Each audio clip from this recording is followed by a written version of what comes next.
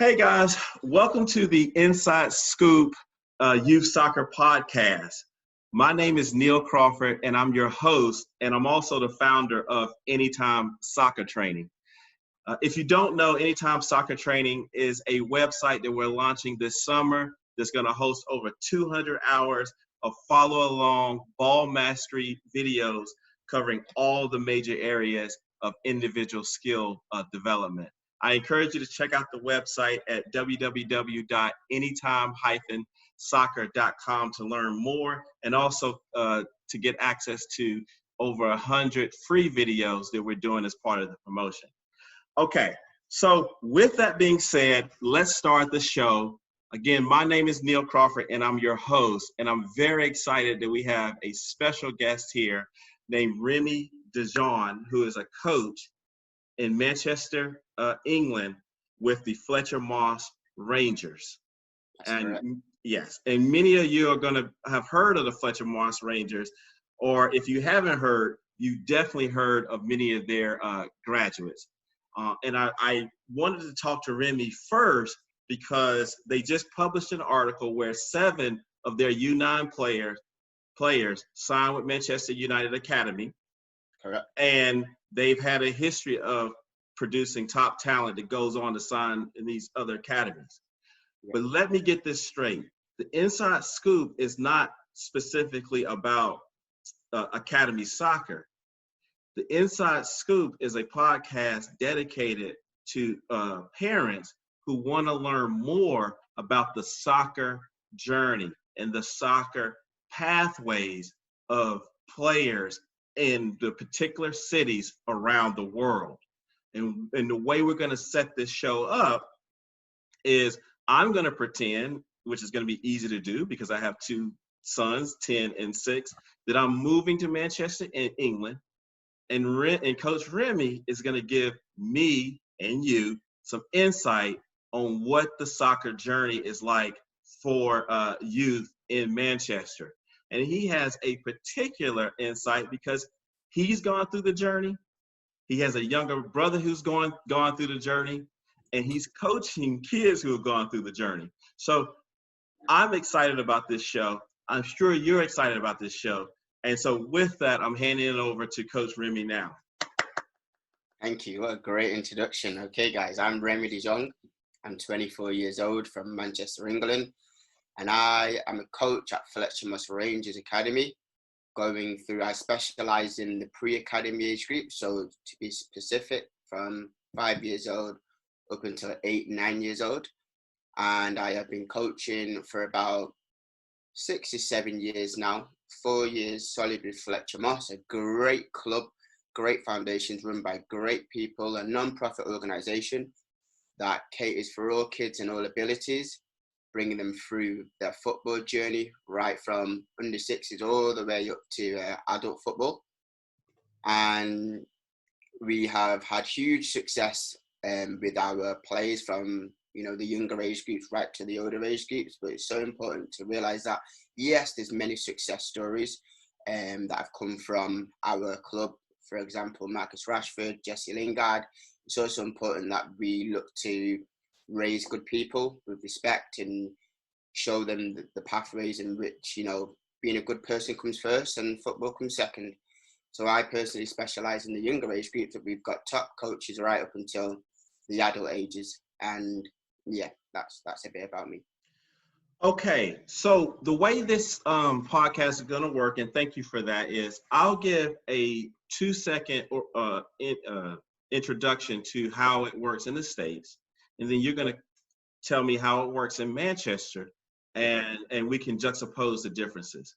Mm-hmm. So if someone told me they were moving to North Carolina, Cary, North Carolina, where I'm at, and they want to sign their son up or daughter up for football or soccer, here's what I would tell them first.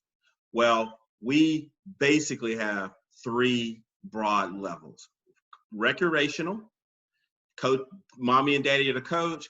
They practice once a week and they play on the weekend, maybe 8 to 10 weeks for a season, and it's all for fun, okay? The next thing is we have a sort of in-between with what we call challenge, where it's a little bit more than recreational. they could have a part-time professional coach and a parent helping out or not. Again, these children are there for fun, and they will have zero expectation of taking their game to the next level, but they want a little bit more than rec, okay? And those challenge programs are actually hosted or put on by the same academies that do the top flight. So in your case, Manchester United would have and this is where it's probably different, they would have a academy, a challenge program, and a recreational program, all under the Manchester United umbrella. Then the final thing is, and then I would ask the parent, if they're really competitive, they can try out, and they're going to make probably a travel club. That's a general term for us for competitive soccer, typically a 10-month program. And within those travel clubs, there are various levels, with the top level being the closest equivalent you would have to your youth academy. There's a lot of detail in between, but there's 3 broad categories. The biggest difference, though, is no matter how good the kid is, okay? No matter how good, with rare exception, the parent is going to pay a considerable amount of money to get the academy level training. The recreation, so just to put it in perspective, the recreational program may be the equivalent of $150 a year. The challenge program may be equivalent of $450 a year. Okay. And then the academy level 10-month could be anywhere from $1,500 to $2,000 a year, just to give listeners some perspective. Okay. I don't care if that kid is lights out. In the younger ages, the parent is going to pay. If they make the top academy team when they get older, some of those MLS academies, most of the MLS academies, you can pay for free. Some non-MLS academies have free for those top players. Mm-hmm. But in general, pay to play is part of our system. Okay, so that's the U.S. when we talk about the structure. Oh, it's one more thing dealing with the structure. And those academies, challenge, and recreational are part of broader leagues that compete with other clubs within those leagues. And those leagues are organized by the states and U.S. soccer federations. And I'm giving the very short version, but basically they compete in these leagues. And they compete based on level of competition. And you have to become a member of those leagues in order to compete with these clubs. And that's a basic overview. Okay, so in the UK, I moved there. I asked you, how is it structured? What's the basic structure? What are you going to tell me to give me a big overview? Right, okay. So it all really depends on your age and your ambition. A lot of it to do with that.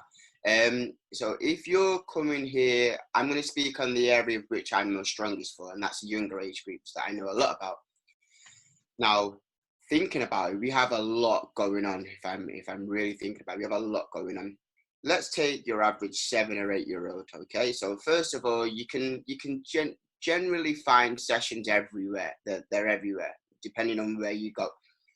So if you was to come into me and let's say I had a normal general session going on, people tend to really they tend to judge what you're like already. So when you start playing, the people tend to see what you're level at as soon as you get playing.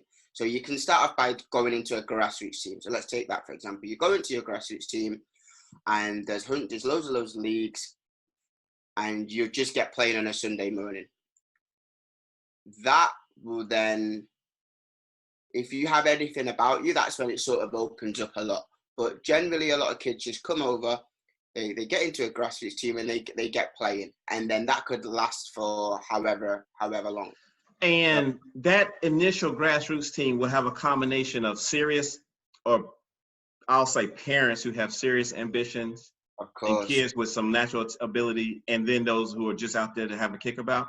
Of course. So we tend to then, if I'm taking it as Fletcher Moss, for example, we tend to try to categorize them in the sense that the level of which they're at, they'll be put with that group just to give them the best possible chance to succeed and enjoy the game. Because there's no point putting a kid that, you know, he's just trying to learn the game and they're not really in it for that, putting him in the top team. So from 4 to 5 to 6, we sort of see where they can slot in. And then they're in their team, and they start playing on a Sunday or a Saturday morning. So that's the start of it. And then the coach will look after them for as long as they possibly can, hoping things go well. Within them teams, obviously, people have, you know, different expectations and, you know, why they do things. But in terms of Fletcher Moss and my experience, the kids that I started out with, they show early signs of having something about them. And then even from the five-year-old, they could be, or 6-year-old, they could be going into what we call a development centre. So take Man United, for example, or City or Liverpool or Everton, the top end clubs. They would invite them into a development centre, and that would be sort of the start of what could be something or absolutely nothing. That from 5 and 6. So, all right. So I'm a parent, and let's take two extremes. You see my son. Yep. And he is the next thing since Marcus Rashford. He's 8 years old and Messi put together. And you see him just playing it, and you're like, oh my God, this guy. Do you say, hey, come to Fletcher Moss and we have a team and good coaching for you, and we think if it works out, you might get signed with a professional academy? Or are you saying Manchester United has these trials every year and your son really should go? Like, what's the conversation you're having with the parent? And how does Manchester United see this kid? Okay, so with that scenario, I think, if I'm genuinely honest, I think the club will probably find you before you find me, because the scouting network is absolutely phenomenal. They, you know, if you would already been playing here, then they probably would find you before they find me. But let's say you come into me first, then we'll get the ball rolling with training and, you know, games on a Sunday. Naturally, what would happen is the kid would get scouted for a club, i.e., you know, Manchester United, and then they would take the journey from there. But the conversation I would have is just to stick with your grassroots for as much as possible. Learn the basics. Yeah. Go through the motion, enjoy the game, and then start to look into going there, because it takes a lot of your time. So in terms of the grassroots commitment and level of coaching in terms of time, I signed up for Fletcher Moss and I'm a serious soccer player. Yeah. How many days of training, let's just do with the U9s, am I going to receive? Or how many contact hours would I expect from the club? So normally I'm going to speak on my behalf, because obviously a lot of coaches tend to do how they want to. First of all, I want to point out that we're voluntary. So Fletcher Moss is voluntary. I volunteer for Fletcher Moss. There's no money involved. So everything I do, there's nothing involved to it. So my team in particular, we train once a week. From under 6s right till under 8s, we've trained once a week. And that's on a Friday night. And they'll play, the first year they were with me, they played on a Sunday. So Friday and Sunday. The second year and going into the third year, it was Friday and Saturday. Now, the important thing to know is that even though they're training with me 1 day a week, they will probably play up to about 3 times a week, 4 times a week, being from 6 years old, potentially, till about 8 years old. So they start very, very early, very early. But who are they playing? If they train with you once a week, who else are they? Well, normally they would start with me, and then if things go well, introducing a club. If you're just playing for me in general, then you won't actually have a club just yet. I'm talking prior to getting scouted. You'll just come on a Friday and you're playing on a Saturday. However, that's not the case. You know, you would, if they were to have got scouted, they might train on a Tuesday, you know, come to me on a Friday, and then play on a Saturday. So they could train with Man City on a Tuesday and still participate with you, and Man City would be fine with that at that age. Yes, of course. And when they're playing with Man City, is it really structured, or is it just, what is it? What is the environment like? Everybody's got their own philosophy and the way they go around things and how they tend to structure their sessions. And this is so important that when kids are 5 and 6 and they go into these places, they're adapting to what they're asked to do. Is that they've all got their same philosophy. So for me personally, when I coach my kids, I tend to try my absolute best to make sure that they have there's not much difference from what they would do at an academy to what they then do with me, because we want to maintain the level. But yes, when they go to these clubs, each of them have a different philosophy. So I wouldn't talk on that too much, but they all tend to do things at different age groups, which is very important, because as you get older, you get wiser, you get stronger, you get smarter in the game. Mm-hmm. And yeah, they'd go from there. Okay, so if we had to sum it up and get some big takeaways, I moved there. I'm the next thing since sliced bread. Yeah. I train with Fletcher Moss on a Friday, and I'm probably doing really well on a Saturday or Sunday with a game. Yep. Then I could possibly get scouted because there's a big scouting network, and because I'm pretty young, they're gonna bring me into a developmental center, yes. developmental center.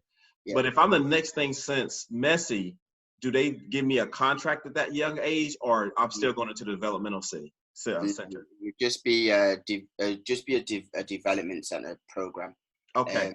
Now, within that, there's also, they've got the development program, but then depending on your age, which some clubs do it very differently, but depending on your age, you could be going more than once a week. You could be going twice a week and then come in. So that's why I say kids could be playing up to four times a week. Now, if you're the best thing since sliced bread, yes, you're most likely probably going to be playing 4 times a week. So the repetition is very, very high. Okay, so now let's say that I have the competitive mindset, which is going to be probably 99.9% of the kids, and I have potential, but I'm not signed. But I, as a parent, want my child to get the same experience I perceive a kid who's already signed with Manchester United's developmental centers gets. In the States, I can pay to piecemeal their experience. I can pay for clinics, which do more technical work, but it's just an independent operator that does clinics. I could maybe pay for a private trainer. That's going to be more expensive, but that's obviously an option. And then I can pay for clubs who at least, and I'm not going to get into how good they are, but at least promote themselves as providing quality training that's on par with an academy. Right. But in the UK, if I think my child has potential, but others don't see it, but I want them to get the same access to that kind of training, what are my options? Okay, so here, that's a good question. So here you have your grassroots level, but then you have a little bit in between the academy level and the grassroots level. And there is like private companies that will take your son in if it's hard to explain. There's a lot of money in between that middle point, because they proceed to give you academy level coaching to grassroots kids. Does that make sense? Yes. And that level is, they tend to say, well, our coaching's really, really high, so you would definitely develop, rather than going in your grassroots team that the dad's the coach. And the real motive about the dad being the coach is that their son wants to play football, which I totally understand that. But then if your kid is excelling in grassroots, which you'll be fine in grassroots, he's okay, he's safe and stuff like that. But a lot of parents will jump at the fact of going with these private providers because they think they can offer the better coaching and the better kids around them and the better environment, which they will then might offer 2-3 days a week. If I'm not already in a club, that company can sort of match that guideline that you would be getting the same amount the academy kid is, just in that private sector of training. So with that, then there's 2 questions. Yeah. In the scenario I just painted, those clubs who are providing this, and again, my son is a member of one of those clubs, and he's a member of one of those clubs because believe in what they're doing. Okay. So I'm not passing any judgment. So what I'm saying is, what my question is, do they have games in those private clubs? Are they part of a league? And then a follow-up question is, if your child is playing in a developmental academy with, say, Manchester United at U9, does that developmental academy also have games? Okay, so these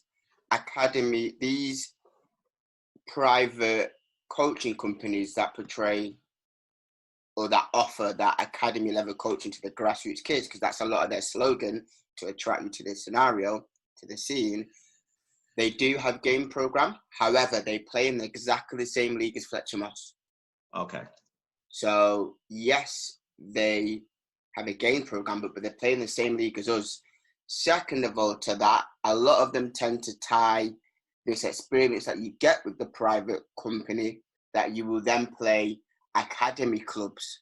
So this is where it gets a little bit tricky, because if your son is in that setup, they say that, well, your money's worth is obviously the amount of times you train, the quality that you get, and you also get to go and play academy clubs, which is the development center that we're talking about these kids are in.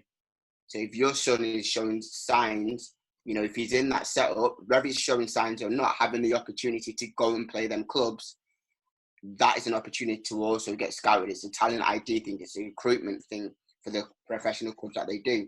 They invite these private companies and they invite grassroots clubs, same with me, because I've done exactly the same program as what the private provider have done in terms of the training. It might not have been the same times a week, but we still go and play these academy clubs for exposure and for the experience.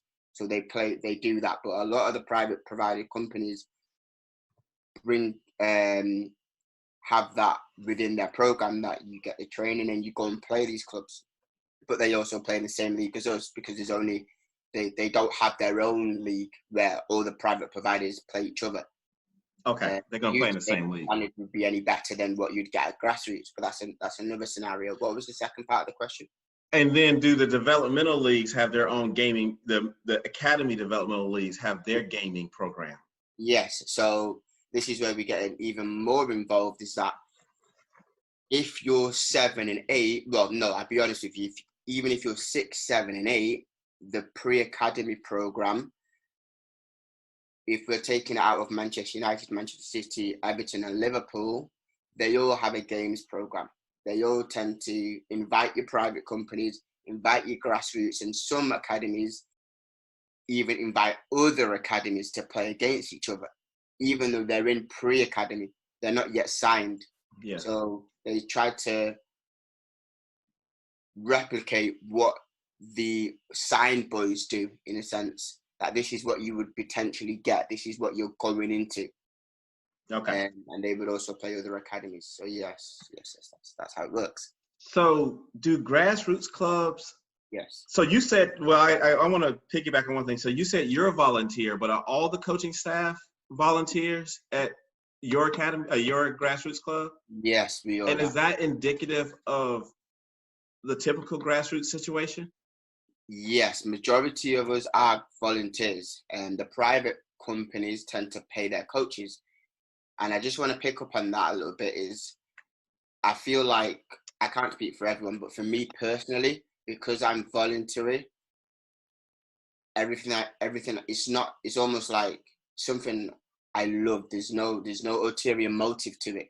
I'm not getting any money at the end of the month, so I want to do it because I love it. I'm not saying the private providers don't do that, but what I am saying is that I feel there's a slight difference.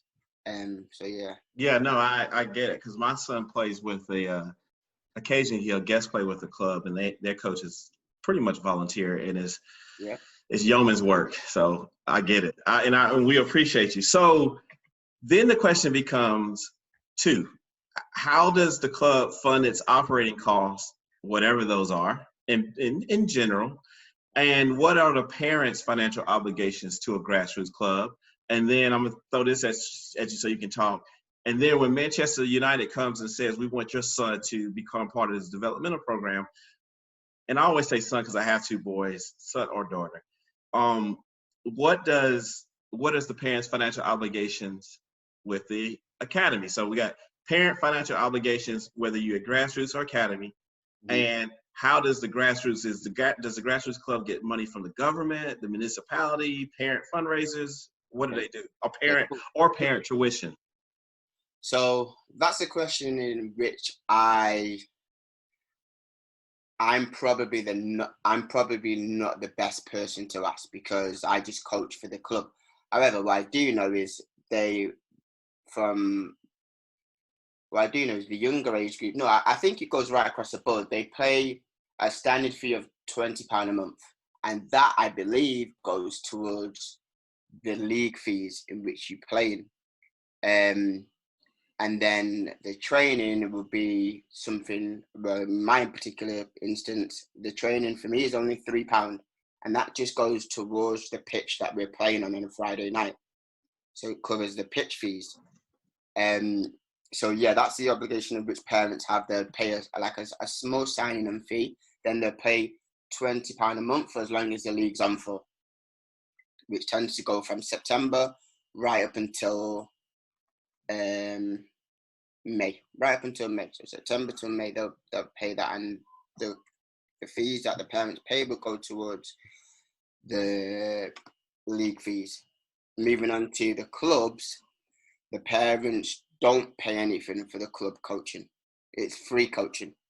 So they also see that as an opportunity to develop. It's the only obligation you've got is to get in your car and get there. However you do. So they don't pay for the grassroots except for they pay the £28 a month, and yes, if you're signed up, you'll pay your £20 a month for the season long time. But they don't even pay that £20 a month for the academy? No, you don't pay any money for the academy coaching. Okay, so parents really will hop on that. So, but do you have in your community, do you even find a £20 a month to be a barrier to entry? I'd like to think not, but everybody's got different circumstances, which I understand. And I think personally, from my experience and on the behalf of Fletcher Moss, we tend to help the parent a lot. And we understand that different circumstances are going to happen. We're in an area where kids come from places where they might not have a lot of money, and it's understandable. And our chairman is a very understanding person. He's been doing this for many years. So when it's time to sort of understand where we're at, they'll pick up on it, and then they'll just say, when you can, just do what you gotta do. Well, two things. Your parents will have a nervous breakdown if they came to the States to try to play football. And so with the fees, you're going to pay that much just to the referee. And then the second thing is in the States, we talk about pay to play, and that's a major problem. Okay. But it's also the culture around pay to play, because you're now creating a product for the sort of middle class, present company included, who have the flexibility to get off work, have the flexibility to be at the pitch at 4:30. All of these things are part of our own issue of getting higher retention rates, more kids out there, and not turning kids and families away. And that's something that our U.S. soccer is working on, but it's going to be a difficult thing to fix. Okay, so we got that. And I'm just going to, for those who are just joining, we have Remi Dejonge from the Fletcher Moss Rangers, signed Marcus Rashford and Jessie Lingard, are a few notable alum from Manchester United. He's talking to us about, and we're just having a conversation about how youth soccer is set up in the UK, and we're trying to educate parents, mainly in the States, on how their system works. And we're intentionally not getting into sort of the coaching philosophies and the development. While that's extremely important, that's for another show, another opportunity. So we've established that parents are not really paying. At the most, they're paying 20, 25 pounds a month. If they make it to the academy, they're not paying anything for that. Your rock star kids will likely be attached to Fletcher Moss and play and practice once a week, maybe twice a week, and play on a weekend. Yep. And then they will also have an opportunity to be into the pre-academy and the with a Manchester United or Everton and Liverpool, one of the bigger clubs. So they could be on the pitch 4 days a week at a minimum. We've also established that there are private companies that have cropped up that are promoting themselves as offering academy level training for parents who want that. There's no judgment there. It is what it is. And then we've established that if you haven't been signed with one of these big clubs, the grassroots option is still an opportunity for you to develop. And if you blossom, more than likely, the scouting apparatus for the youth players will find you. In the States, we don't have this type of scouting mechanism in place. In cities, and you remember the States we're so big, right? In cities where there are MLS clubs, there's more of a scouting going on. But even that, parents have to be a lot more proactive in sending coaches video and stuff like that. Okay, now we're moving on to, we talked about that. We talked about the full-time. I'm just reading my notes. Yep.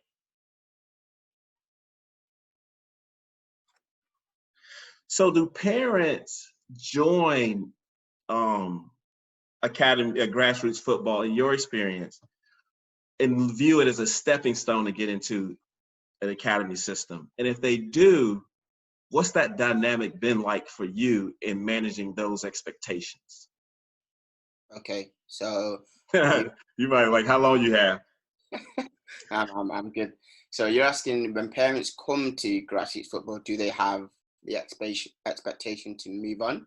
Yeah, do you perceive that there's a material amount of parents, because we know all parents are different, that join your club and view it solely as a stepping stone to get to Manchester United, Liverpool, Everton, that kind of stuff? Okay, good question.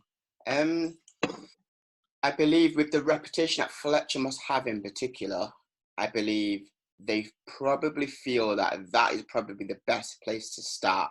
Now, I must make this so clear and transparent that, yes, you might join a club, or you might join like a private provider, or, you know, a grassroots. You could essentially be playing, you know, here at Fletcher Moss, we try to pick the best candidates to start the team, first and foremost.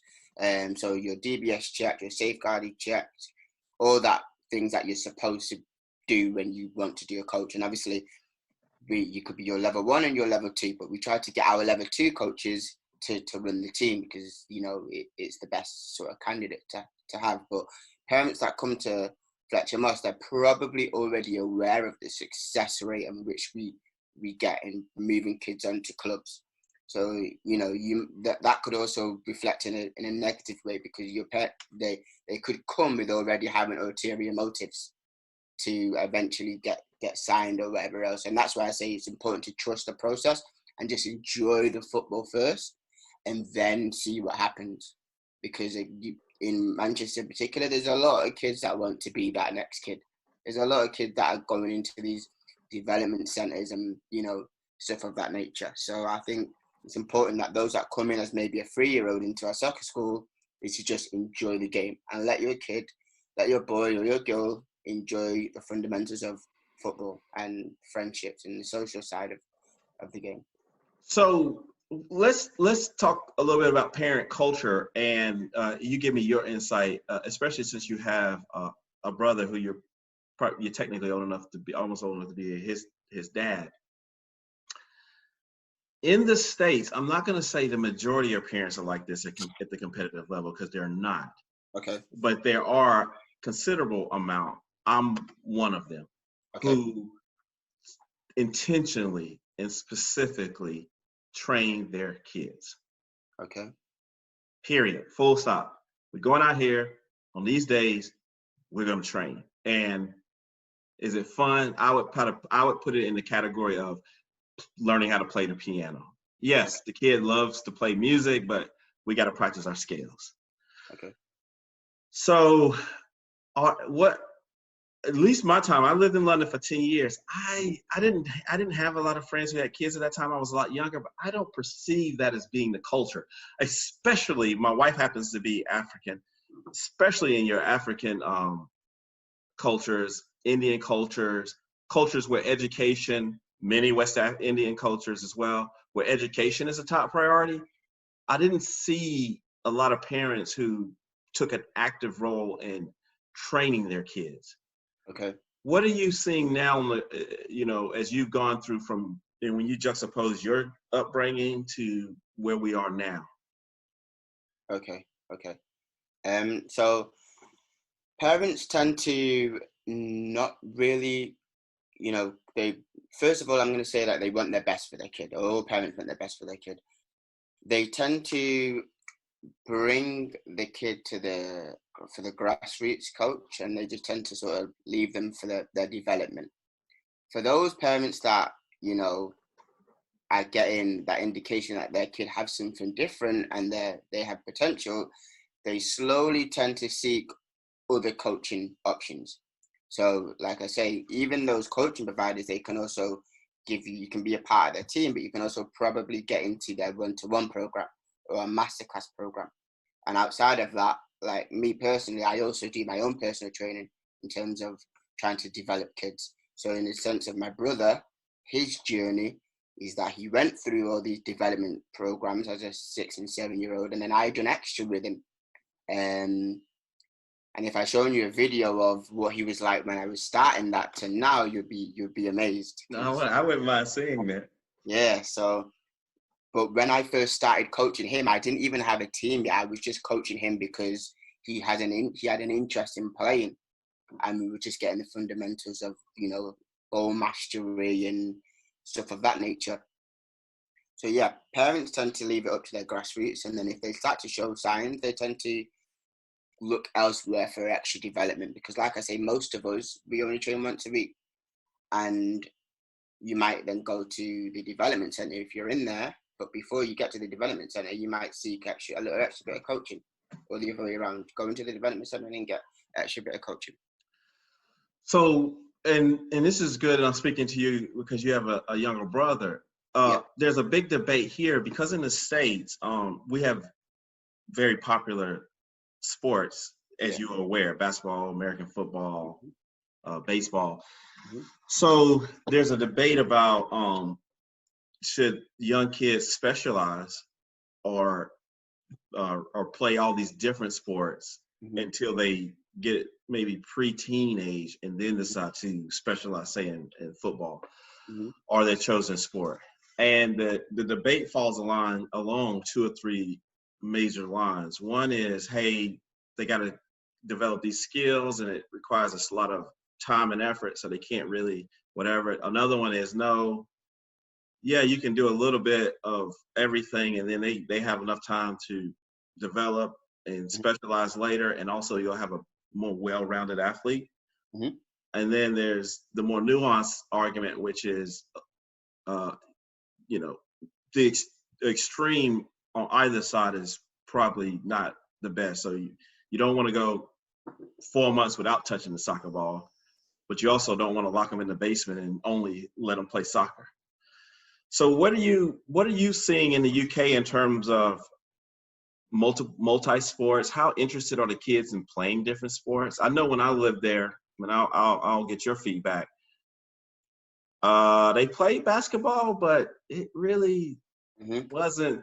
I mean, it really was only one thing I saw the kids playing. So you give me your opinion. That's also a good question. I feel like with the way the game is here and how involved you can be from such an early age, you can almost sort of, you know, early specialize them, because they can play for so much that the only time they would probably get something different is the school P curriculum, where they might play something else, basketball, tennis, whatever the curriculum may be. But as soon as they come out of school, the next session would most likely be football. And that's just purely because of the hectic schedule that you could be involved with. A lot of parents tend to do swimming, which I think is amazing. I think it sort of gives you them life skills and, you know, gets you that little bit stronger. I think it's a great addition. Parents that I sort of speak to I always encourage them to do other sports. It's important to be able to be versatile. But a lot of them, you know, sometimes you get the program is so much that you tend to forget about all the other sports. Yeah. And then the kids also love it so much that it's like, okay, well, let's go and play football because they love it. That's all they think about here. That's all they see on TV, and their friends are doing it, and it's so accessible that that's all they tend to do. So it's a bit of an early specialization, but nobody knows. Nobody knows what they're going to end up being. So did your brother, for example, so here in America, and my son, who actually, again, was born in England, but is pretty much American for all practical purposes, loves soccer. Yeah. Expresses little desire to practice other sports, Mm-hmm. but really enjoys recreational, and I coach him flag football, enjoys recreational basketball. He's young. I don't know where he's going to land in the spectrum of sports when he gets older. But I just feel like, was that even a thing? Is that even a thing in the UK? Does your brother say, hey, Dad, hey, Remi, can you sign me up for basketball? Or do they even see it enough to have an interest in it? Mm-hmm, mm-hmm. So with his journey, he also came through Fletcher Moss as well. And this was before I was actually officially coaching for Fletcher Moss, but he also came to Fletcher Moss, and he was just doing the soccer school route. So he started with his soccer school, he was just enjoying the game and playing with his Fletcher Moss group on a Saturday or a Sunday, and then training with his Fletcher Moss group, and then sort of got into the development centers type thing. So with him, it was almost like he loved it from a very early age. So we just took him to where he enjoyed. The reason why I say the school thing is because normally they're just going to school and play their other sports. But, you know, naturally, in terms of my brother, he didn't really say, oh, let's go, I want to join a basketball team. I want to join a hockey team. You're just going into football. We, as a family, sort of seek to other ideas and say, actually, no, he needs to make sure he gets extra schooling because that's important. He needs to also make sure he's doing his swimming because that's important. He also does Mandarin, and we take him to do I forgot the sport name. I think it's similar to martial arts or mixed martial arts. Okay. So yeah, we try to keep him well-rounded a lot. We also don't try and make sure that football. So when he finishes football, football's done because it's no longer there. So yeah, you can go down that route where you just play football, but you try to keep him well-rounded because his football program is quite a bit. Okay, so hey, this has been great. So I have a couple more questions, and then we'll have a few more parting words, and then we'll wrap it up. Thank you. So when we start thinking about the level of play, are there grassroots clubs? And I hate talking like this when we're dealing with kids so young because they're obviously going to change. But for the purposes of this discussion, to help us get an idea of what we're looking at, dealing with, are there grassroots clubs that are better or have more talented kids than some of the academy developmental centers? Or a better way of saying it, a grassroots club, let's say in London, could have better kids because of just the competitive nature in the large city than an academy program in a smaller town. The first question for you. So wait, what was it again? Sorry. No, sorry. So I'm trying to get an idea of how grassroots soccer compares to academy soccer. And let me just say this from the state's perspective. Okay. There will never be a challenge team or a recreational team, never, that's better than your travel club. Okay. Just because of the contact hours, the level of commitment, yeah, everything. Yeah. But grassroots doesn't fit nicely in that box. Mm-hmm. So I'm asking, if I'm moving there and the choice is, and I'm going to completely make this up, a top grassroots club in London or a smaller academy program in one of your smaller towns, is it possible for you to say, even though it's grassroots, that's actually a better, these kids are more competitive, a more better training environment than even the academy program? Or is it, no, it's a non-starter, always go with the academy? I don't care if it's the worst academy in the country, is going to be better than the best grassroots program. Is that even? Okay, so that all depends on a lot to do with the club that you're in. So from my personal experience, which I coach the younger boys, like I said, the grassroots and private providers, academies invite you in to play them to as a recruitment tool. So, for example, my team are majority Man United, but first we're Fletcher Moss. In my eyes, we're Fletcher Moss, and then externally, we're Man United, but they have Man United kids. But we would then, for example, go and play Liverpool, or have an option to play Burnley, or have an option to play somebody else, or Preston North End, or whatever that may be. And we would actually give them a game. We would actually, in some cases, beat them. Now, is that a reflection of just me? No. I think it's a reflection of the fact that they kids also do a lot of training themselves, and they come to me in the philosophy that I have to, enjoy and compete. So, but as you tend to get older, that's when the private providers tend to come in a lot more, because they try to, the window of opportunity gets smaller. So they believe that when you go to these private providers, they can give you that platform to go and play these clubs frequently. They offer this academy level coaching to grassroots kids. And they feel like, a lot of people feel like once they miss that under 8s, under 9s signing spot, that it's almost like, okay, let's think about something else. When that's not the case. You could move into a club at any age as long as you continue to practice and learn and develop. But the private providers tend to do a lot better as they get older. For those that want to continue at that level, they get streamlined into them, and then they offer them that chance to go and play the academy teams. But I feel like as a grassroots kid, you'll find your level. There'll be a level for you somewhere eventually. So the top grassroots teams, they, at the younger age group, they can always challenge the what they already have, the academy kids in the development centers or the elite program. So when you start getting into U13, U14, U15 at the first of all, does Fletcher Moss offer those age groups training? Yes, we do. And how would they compare to an academy team, like I mentioned? And another thing too, it's so harsh to say Manchester United, because now you're getting into the best of Europe, right? But still, just for the purposes of this, because you're in Manchester, how would they compare to, say, a Manchester United club?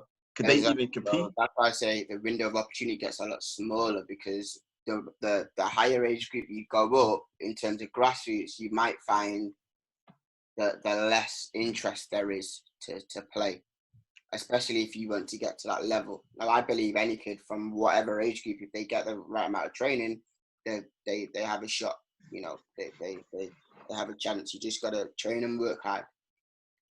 So when you get to them 13, 14, 15s, I don't even think it's safe to go into Manchester United and try and play them as a grassroots club.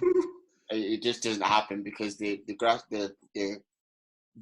academy program at 14, 15, 16, they have their own academy program.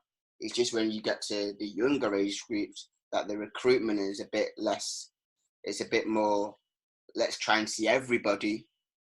And if somebody is a gem at under 10s or 11s, which is year 5 and year 6,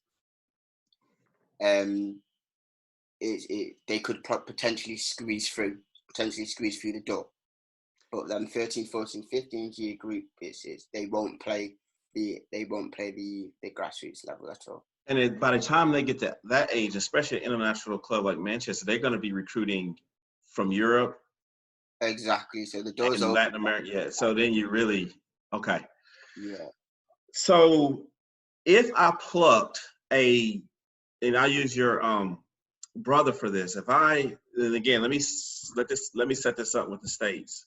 Yeah. I took my son, who plays in the equivalent of academy, and put him into a challenge environment, which is the middle tier type where the kids are not as serious, but they're a little bit more serious than recreational, then he would stand out. You would say, oh my God, this kid's amazing, right? Mm-hmm. But it has nothing to do with him personally. It's just that's how our leagues and our structure is so regimented based on skill level, that if you pluck one of the travel club kids out and put them into one of these lower levels, they would really stand out. Okay. If I took after your brother was with, say, Manchester United for like 2 years, Okay. so whatever year he came, let's say he was with them for 2 years, and I plucked him out and put him back into the grassroots environment. Yeah. Would you tell him? Would I be able to tell immediately that he's way ahead of the other kids, or it's not so the talent is not so divided? Mm-hmm. Yeah, that also depends on a lot on age. But if we're talking about my little brother, for instance, he's in the under 11 year group, 2021. Mm-hmm. So just coming to the end of his primary school days, he's going into high school, and then the next following year. If you took him out of... And what year was he born? He's in 2009. Okay, so he's an 09. All right, because mine is a 2010. Okay, yeah. Yeah. So if you was to pluck him out and put him into grassroots in particular, I personally think he'd stand out a lot. And that is where, for example, when the under 8 year group, the first year of signing, going to under 9s, and they all go into the academies, and everybody else is into still playing their grassroots, because you got to remember, there's a select few that get signed. Personally, I think it ranges from, if there's 19 good enough, there's 19 get signed. If there's 23 good enough, 23 get signed, depending on the club. But once they all go, which is very small numbers, if you think about someone like Manchester United or City taking on the amount of kids that they do throughout the 3 years that the doors open to then the doors sort of closing to getting signed, that's a lot of kids, and only like 20 get in or 22 get in. So that's a lot. That's a massive percentage. But once the boys are signed, and then the grassroots kids are then into their next season of under 9s or under 10s, they then some of them will stand out. And then they could potentially get picked up that way, which I think happens quite often. Once or twice it kind of happened where they get picked up after everybody's sort of gone, if that makes sense. And that's why I say it's important to not really get yourself too hung up on the first year of signing, because it could happen to you after. You just gotta keep working if that's what you're after. Yeah, and absolutely. So when we start thinking about the developmental, I want to throw a word out there. You tell me how this applies, a phrase. I'm gonna throw that out there in a second. Yep. But when we start thinking about how many kids are in a Manchester United per age group. Yeah. And again, let me use the States. The way it works here is the equivalent of Manchester United will, because they are funded by pay to play, they will accept pretty much any kid. Okay. But they have all these different teams that are based on, and these teams are in different levels. Okay. And so here they may have all these colors, and it might be 10 different colors. Okay. And the first 2 colors are the ones who have potential to become a professional footballer. Okay. And all the other colors, it's really they're just paying to keep the club afloat. But the parents are still, in some cases, are happy because they're getting, the training. Okay. It's just different. My hypothesis is, and you correct me, Manchester United's U14, they're taking the equivalent of 2 teams. Okay. Or 1 team. I don't know. But they're just not carrying that many kids, because that's just not how they're funded by volume of kids. But what I don't know, and the term I'm going to throw out there is center of excellence. I've heard that thrown out there, where I had a friend of mine's son played in the center of excellence for Luton Town, where he didn't break into the academy, okay, but he was good enough to be part of the system constantly fighting to get into the academy. So some kids went to the Center of Excellence from the academy. Yeah. Some kids went to the academy from the Center of Excellence. It was a yin and yang until it was time at 16, 17 to either offer them a pro contract or cut them. Mm-hmm. So if you didn't make it into the academy by, I'm going to make this up, U16, then you got cut. Okay. So I'm throwing a lot at you, but I'm basically saying, like, for each age group, how many kids are we talking? And do they hold on to kids who are not there yet but have some potential? Brilliant question. So the groups, I'm talking about the first year of signing in particular, the age group which I sort of specialize in working with. They will pick, let's say, 20 to 23 or whatever the number is of signing. Now, a lot of clubs do try and piece that in between in terms of, I should have picked on this a bit earlier. It's funny that you say this because let's say your son has potential, whatever their player profiling is, they will have a step below the elite group, the group that have signed. And, you know, in some instances, it's almost like you will get that program, but not that program, if that makes sense. There's a space for you. You can still attend in a different program because you might have something, but you're not quite ready for that level. But you're too good for grassroots, even though you could still play grassroots and be in that specific program, might I add. You can still be in that center of excellence type program, still play your grassroots where you should be allowed to, I believe so. And you still could be trying to get into that group, whatever age you are. So I know they tend to do it even before the academy signed players. You know, the pre-academy, the boys that aren't signed, they also have a group for them as well. So you have a top group and then you sort of have a middle group within that group, if that makes sense. But yeah, the academy clubs, they tend to filter them in terms of you could be 13 and playing in a games program or a training program or both, that is a talent identification program to see if you can maybe get in there. And they might give you 6 weeks, then you might be there for 2 years, whatever it may be. And then nothing might come from it, or something might come from it. They're just basically saying that, yes, we see something, but they might just not be at that level. So can we develop them and continue to, you know, be around them, and hopefully they break through that. So the specific conversation could be: scout sees your child, say they're U12. Yeah. Want to invite them in. Yeah. Invite them in, and then they do whatever they do in terms of their analysis. Yeah. And say, okay, he's not going to make the academy team, but we have a place for him. Is that the conversation they have with the parents? That's correct. Most clubs have a program in which you're there and thereabouts, so the club can, you know, nurture you and sort of help you because they feel like you've got something.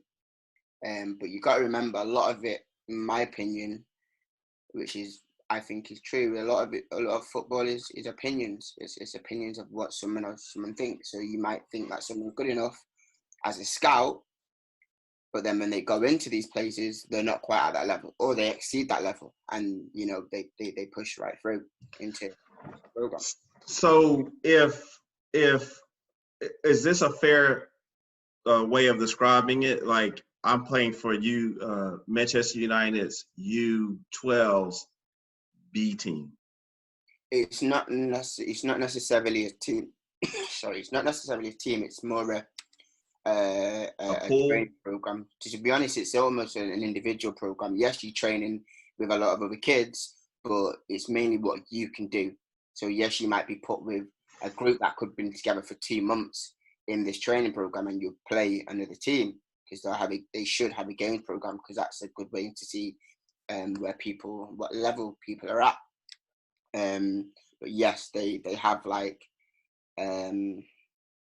groups that are considered a slot for somebody that is showing potential that they could potentially get through. And so, and when we put this in a bow, when someone is signed, what are we talking about at the various ages? Let's start with U9s or whatever. When you say, oh, we have this many kids and they sign with Manchester, is it more like they've been accepted into the program? They're not signed in terms of a contractual arrangement, or are they? Yeah, so you sign a contract, yeah. Okay, so then they can't just say tomorrow, oh, we got an offer from Man City, we're gonna go train there. Yeah, no, it doesn't work like that. Okay. Once you know you sign somewhere you believe will develop your kid the best. Okay. That's totally another situation. But you know, for me personally, that's why I say being a volunteer and having the kid's best interest when I come to relating to the parents, because I've done the journey, I try and give them my best advice possible for the kid and for the family, for it to work for everybody. Because once you get signed into these teams, 99% of the time you will probably be there just as a starter pack for 3 years, like until you're from under 9s until you're under 11s mainly. If you continue to develop, you'll be there for 3 years. So I want to give somebody their best chance of success and enjoying the game, because what I want to pick up on this is that here in Manchester in particular, you could get to any of these clubs. You could get to United one night, City one night, Liverpool one night, Everton the other night. It really, it can get like that. And it can be a lot. But for me personally, when the kids are playing at my grassroots team at Fletcher Moss, I've got their total best interest. And what they don't realise sometimes is what I try to make them realise early, is that once you sign in these clubs, you could be playing for any person. So it could be you could be the under-9s United coach. And they then realise that it's actually a journey. It's a real journey that you go through. Because the signing for a club is probably, it's the hardest part, but it's also the easy part. But then it's the long journey that you have to go through. And that's exactly what I'm going through with my little brother. That, yes, it was amazing for him to sign. Now you're a part of the system, and you're a part of, I don't know, Man United or Manchester City, and you're enjoying the program. Then it comes to the point of, wow, like, this is a lifestyle now. Like, we're doing this every week, and we're doing this every month, and we're doing this every year for as long as it can last. So it's important to understand that it's a marathon and it's not a sprint, and to enjoy the journey, embrace the journey, do other sports, be well-rounded, try not to specialize it too much, because it really does take its toll on you as a family, and it's important to enjoy it. So yeah, that's what I'd say about that. All right, Remi, I think that I'm going to give you the final word. Okay. I think that was a great way. I mean, I think that was a great interview. I learned a lot. And the biggest takeaways I got were, you know, there is sort of a pay-to-play system that's coming up in the UK to augment training that you can get at the grassroots level. But the majority of families and kids are going to start in that grassroots level. Yeah. Another takeaway I got was the cost. What I didn't ask, and you can touch on this before we go, is roughly what are we talking in terms of those private institutions? Roughly, I know you don't know, an expert on it, but how much do they ask? How much do they charge? But the next takeaway I got is during those early developmental years, a kid can be attached to a club and still play with their grassroots, and both can have a gaming program, which then could increase their number of contact hours to anywhere from 4 to 5 days a week. And so that's something that can be great in terms of development, but also something you have to be mindful for. We know that it's difficult. You can join an academy and then be released and come back down to a grassroots. We also know that it's still possible at the older ages to make it, but those chances become a lot less. And we know that the talent starts to diverse a little bit as the kids get older, because they're also recruiting international talent as well. But the biggest question that I had, which it sounds like we have covered, definitely is in the pay-to-play system, while it has a lot of issues, technically I can pay for what is promoted to me as academy level training. And I didn't know if that even existed in the UK. And it sounds like, yes, there's always going to be some bad actors, but there's somebody out there at least telling you they can give you this. But I don't know, without seeing them, how good it is, how much it compares, where's the value add. I also didn't know that Fletcher Moss was majority volunteer, and I didn't know that majority of grassroots were a volunteer. And I think we'll have some follow-on questions for that, probably in the comments in terms of what that looks like on the ground. And I'll link you to that, and you're happy to respond. So, and I learned a lot about your son's journey. I found that interesting because, my son is the exact same age. So just trying to get a sense of what that would be like. Mm-hmm. So again, thank you. I'll let you have the parting word. So if you could just mention sort of what you know about how much these private programs will cost. Doesn't have to be exact, but I just want to get a ballpark. And then, just give us any other parting words. Okay. With the private providers, they have their own sort of agendas and stuff like that, and I think some of them do a really good job. I vouch for some of them, but I also think learn the grassroots side of it first, and enjoy the game before you consider going into a private provider that can offer you this and this and this and this. But I also think that there's a place for that, and they also have their own success rate in terms of pricing.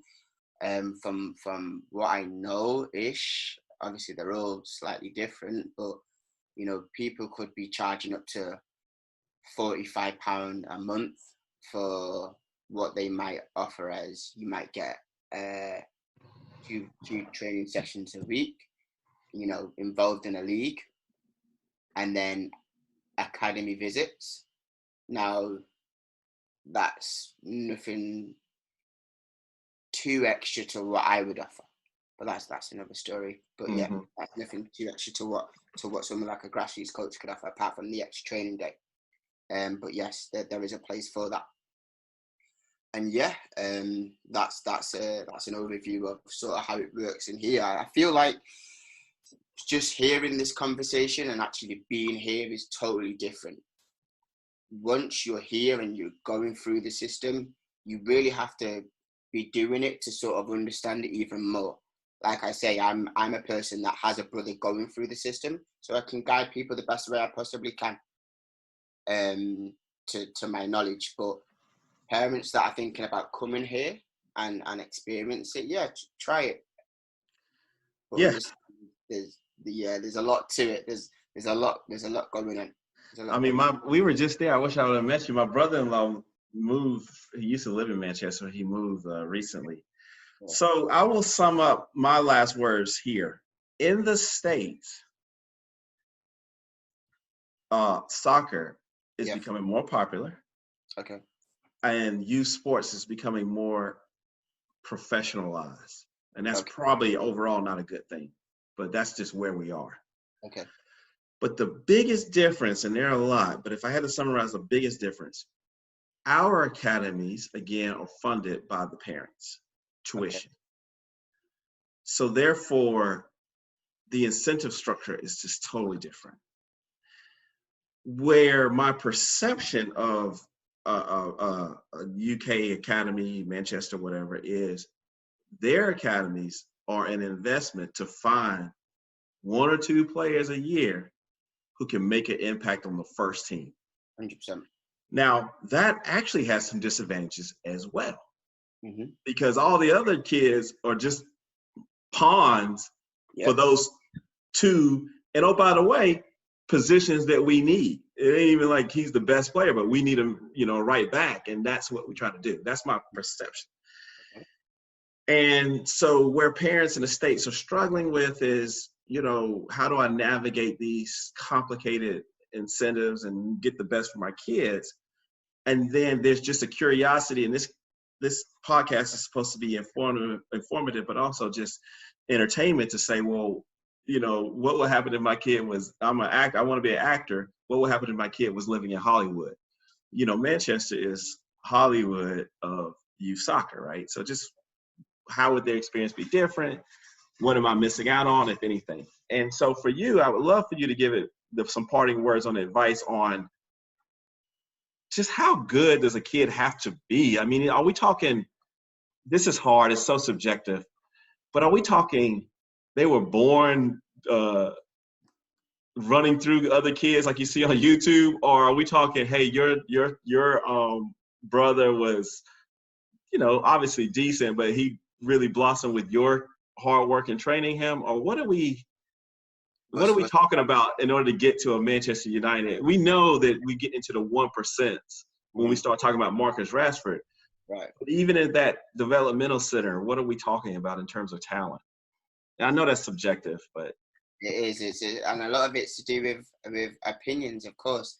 But I feel like it's very smoke and mirrors, because everybody sort of has their own philosophy first. They have their own way of recruiting children and player profile and what they feel would suit their philosophy and their standards. And, it does happen where naturally you think, that, parents have the discussion and people have the discussion in general, or coaches say, that kid will most likely suit that style, but he's signed here. So that's just a whole different ball game, in the sense that I wouldn't be able to specifically tell you, but I would say that the standard is very high. It is very high here. This is our number one sport, and we kids get on the ball from very, very young. And for me personally, the kids that I've got in my team, I feel they're special. They're very, very good kids, and I can do nothing but congratulate them for getting into such clubs as Manchester United and Manchester City, because they're worldwide clubs, and I feel they'll do a good job in nurturing these kids, and I hope they're the best for their journey. But the standard is super, super high, and I'd say before you even think about these clubs and signing for this and doing that, is just enjoy your football, enjoy being a kid, enjoy learning the game, and then if something starts to happen, we'll deal with that and we'll enjoy that. But don't take away the fact that they're still 6, 7, and 8. Just enjoy the game. Hey, there is nothing else to add there. Remi, we're going to stay in touch. And thank you so much. And I'm going to look forward to reading some of the parent comments. They may have some questions once we post this on Facebook. And I'll tag you on those as well. Yep. Enjoy the rest of your day. And, and how are you guys? One more thing. How are you guys dealing with COVID? Have you started back? So just so we know, it's May 31st. Have you started back any small groups work? So it's funny that you ask, because yesterday the government came out and saying that, we could, within the guidelines, you can do, group sessions and you can do one-to-one training. Now, us as coaches are ripping our hair out because we just want to get coaching again, especially me. I just want to get going. But the main important thing is the safety of the kids first. So what the government have said, I think it was the 15th of May that they put it out, is over 18s coaching. So you can coach adults. You can do that. And then they recently put out yesterday is that you can then start to coach the younger age group. You can specifically put kids, and they could do group sessions with them and one-to-one training with them. The problem that we're all having, in particular me, is I've not managed to coach at all since March, since the lockdown, is that we're waiting for our local authorities, Manchester FA in particular, is to say it's acceptable to put group sessions on, it's acceptable to do one-to-ones. Even though the government have said it, we're still waiting for the go-ahead for the Manchester FA to say if they say it, because then you're not insured to even put anything on. It's not safe to do so. And obviously for me personally, for everybody, in fact, should be kids' safety.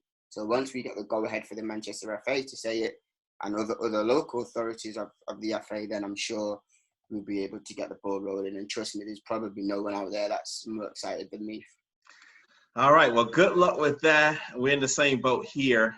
And this is very unprecedented time. But I will say for my son, it's made him appreciate and not take for granted the opportunities to get out and play. Of course. So again, this is Neil Crawford with the Inside Scoop. Thank you for listening. We went over, but I just found the conversation so just so engaging and so informative. Remi, I'd like to say thank you so much. This is Remi Dejonge with Fletcher Moss Rangers. I will link his contact information below. Feel free to ask him anything. He's obviously very warm and welcoming. Thank you very much. Thank you so much.